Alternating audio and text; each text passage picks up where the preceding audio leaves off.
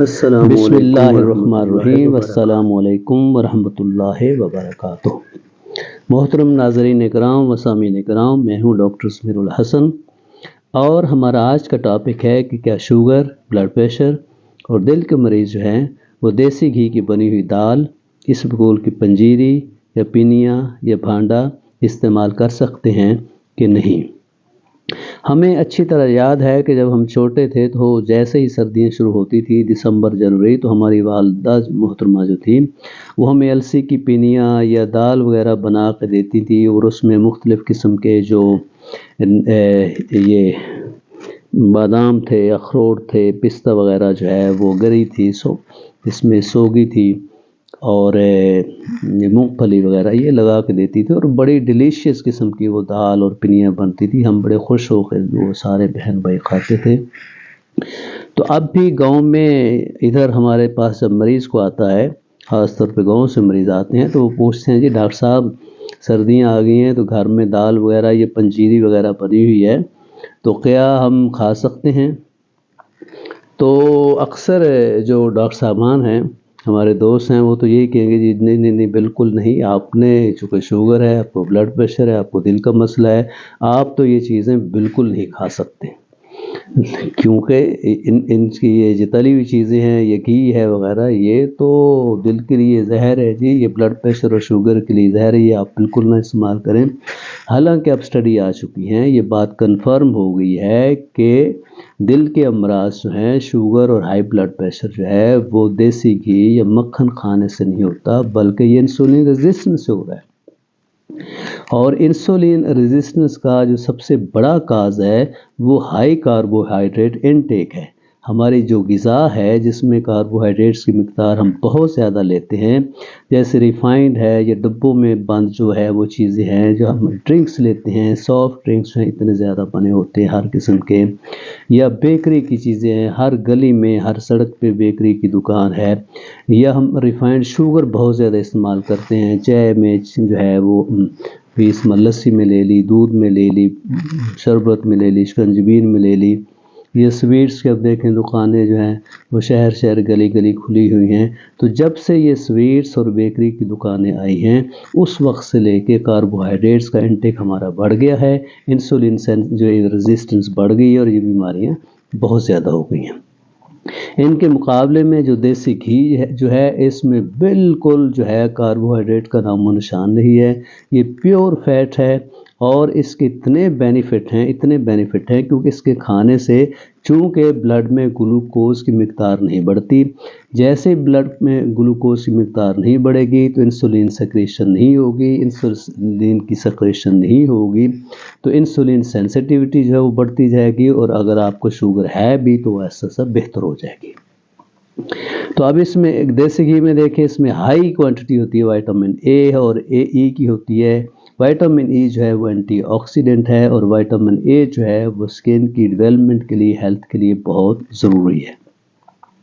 اسی طریقے سے انفرٹیلٹی میں دیکھا گیا ہے کہ سپرم کی جو لو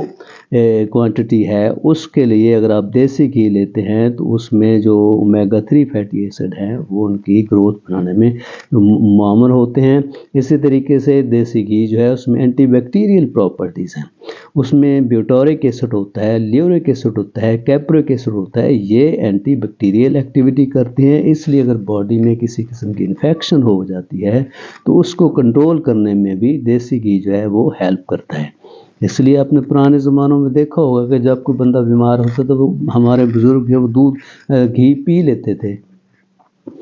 تو دیسی گھی جو ہے اس میں اسینشیل جو نیوٹرینٹس ہیں، جیسے کیلشیم ہے، میگنیشیم ہے، مینگنیز ہے، فاسفورس ہے، پوٹاشیم ہے، کولین ہے، اس کی مقدار اچھی خاصی ہوتی ہے، جو کہ باڈی کے جو سیل کا میٹابولزم ہے، نرو کا فنکشن ہے، مسل کا فنکشن ہے، اس میں ہیلپ کرتی ہیں۔ اور پھر یہ اینٹی انفلیمیٹری ایفیکٹ جو ہے، اس میں جو اومیگا 3 ہے وہ اینٹی انفلیمیٹری ایفیکٹ اس کا بہت اچھا ہے، جبکہ ہم جو بازار کے آئل لیتے ہیں، جو ویجیٹیبل آئل ہیں، ان میں اومیگا 6 ہوتا ہے، اور اومیگا 6 کا مین جو ڈرا بیک ہے وہ یہی ہے کہ وہ انفلیمیشن کاز کرتا ہے، دل کی شریانوں کی انفلیمیشن ہوتی ہے، انفلیمیشن سے ایتھروسکلروسس بڑھتا ہے، اور اس ایتھروسکلیروسس کی وجہ سے کیا ہوتا ہے کہ دل کی بیماریوں کے ہارٹ اٹیک ہونے کے چانسز بڑھتے جاتے ہیں، جبکہ دیسی گھی اور بٹر جو ہے کھانے سے اس میں اچھی ہمیں جو ان سیچوریٹڈ فیٹی ایسڈز ہیں، اسینشیل فیٹی ایسڈز ہیں، اومیگا 3 ملتا ہے جو اس انفلمیشن کو کم سے کم کرتا ہے۔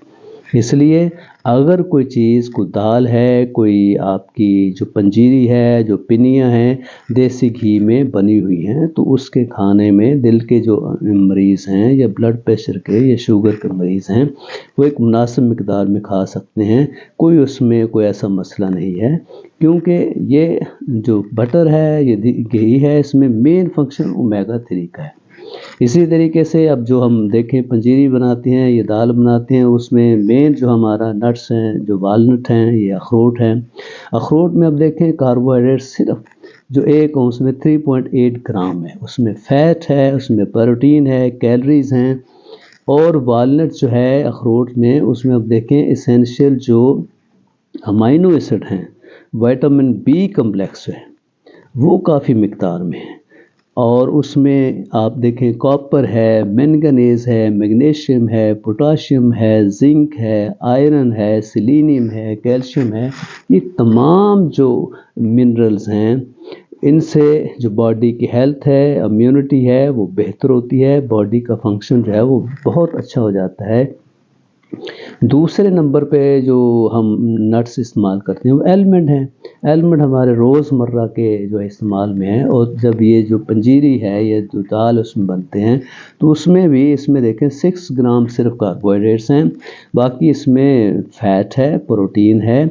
اور اسی طریقے سے اخروٹ کی طرح اس میں بھی وائٹامن بی کمپلیکس اچھی خاصی اس کی مقدار ہے،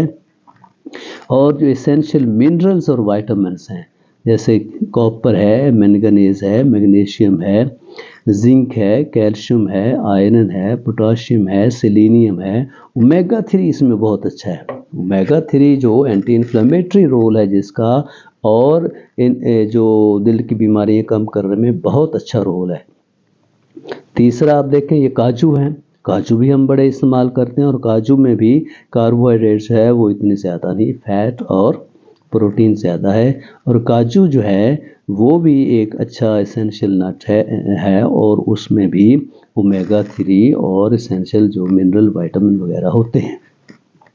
اب مین جو چیز احتیاط کرنی ہے دل کے مریضوں کو، شوگر کے مریضوں کو، یہ پنجیری کا یا پنیوں کا مین انگریڈینٹس ہوتا ہے آٹا یا سوجی، وہ استعمال نہ کریں، سوجی استعمال نہ کریں، آٹا استعمال نہ کریں، میدا استعمال نہ کریں، کیونکہ ان میں کاربوہائیڈریٹ زیادہ ہیں۔ تو کاربوہائیڈریٹ جب ہم زیادہ لیں گے تو اس میں کیا ہوگا، گلوکوز بنے گا، اور گلوکوز بنے سے انسولین سینسٹیوٹی ہوگی۔ تو دل کے مریضوں کو کیا چاہیے کہ وہ سوجی کی بجائے آپ یہ چھلکا اسبگول استعمال کر لیں، چھلکا اسبگول میں فائبر کی مقدار اچھی ہے، یا آپ السی استعمال کریں، جو دال ہے، پنیاں ہے، پنجیری جو بنی، السی جو ہے اس میں بہت اچھے پروٹین اور امائنو ایسڈ اور جو اومیگا 3 ہے، فیٹ بھی ہے، پروٹین بھی ہے، اور اس میں کاربوہائیڈریٹ بہت کم ہے۔ یا وہ اگر السی نہیں ہے تو آپ کو دالیں پسند ہے تو مختلف دالیں جو ہیں ان میں پروٹین کی مقدار کافی ہے، ان میں کاربوہائیڈریٹس بھی ہے، لیکن جو سوجی ہے، جو آٹا ہے، اس کی نسبت جو ہے وہ دالوں میں کاربوہائیڈریٹس کم ہیں، اس لیے آپ جو اس کا مین انگریڈینٹ جو پنجیری کا ہے اس میں آپ دال استعمال کر لیں۔ جو سب سے مین چیز جو اوائڈ کرنی ہے دل کے مریضوں کو، شوگر کے مریضوں کو، بلڈ پریشر کے مریضوں کو، کہ انہوں نے اس دال میں، اس پنجیری میں، ان پنیوں میں شوگر بالکل نہیں ڈالنی،